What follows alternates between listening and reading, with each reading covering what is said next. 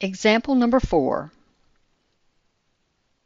Suppose the position of an object moving in a straight line is given by s of t equals 2t squared minus 7t minus 8. Find the instantaneous velocity at time t equals 3. Well, the instantaneous velocity is the same as the instantaneous rate of change. And our formula for that is the limit as h goes to 0 of f of x plus h minus f of x over h. Now, f is just the name of the function, and x is the input value. So f of x in our problem is s of t. So t is our input value. So we're going to do the limit as h goes to 0, s of t plus h minus s of t divided by h. Now we know the value of t is 3, so we have an option. We can either put the 3 in now for t or put the 3 in at the end. So we have choices. We could just do it generically so that when we're finished we have a formula and then we put in the t is 3, or we could go ahead and put t is 3 in our formula, and that will give us the instantaneous velocity at just t is 3. If you're asked for more than one time for instantaneous velocity, you should do it generically. Just use t plus h, and then you can substitute all the times at the end for multiple times. But we'll go ahead and put in the 3 for our t this time. So keep in mind what your function is. So now I need to do s of 3 plus h. I'll put that in for the t.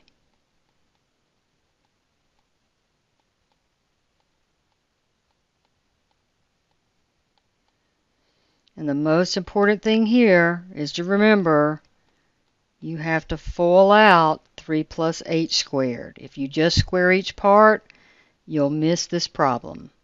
I'm going to distribute the 7, so that's going to be a minus 21 minus 7h minus 8. So this is 2.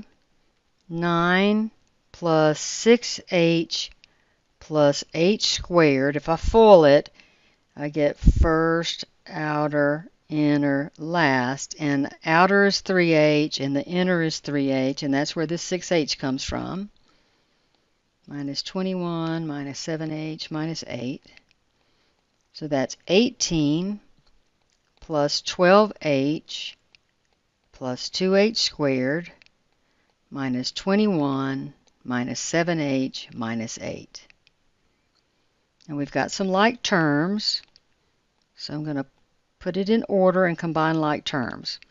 I've got a 12h and a minus 7h, so that's a plus 5h. And I've got an 18 minus 21 minus 8.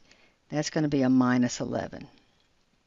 So this is just s of t plus h.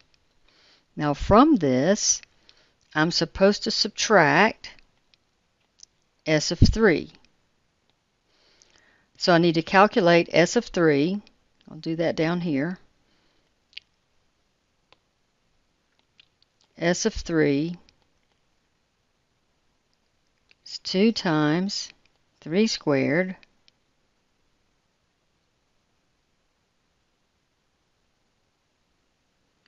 minus 7 times 3 minus 8. So in my original function, I'm putting a 3 for both of these t's.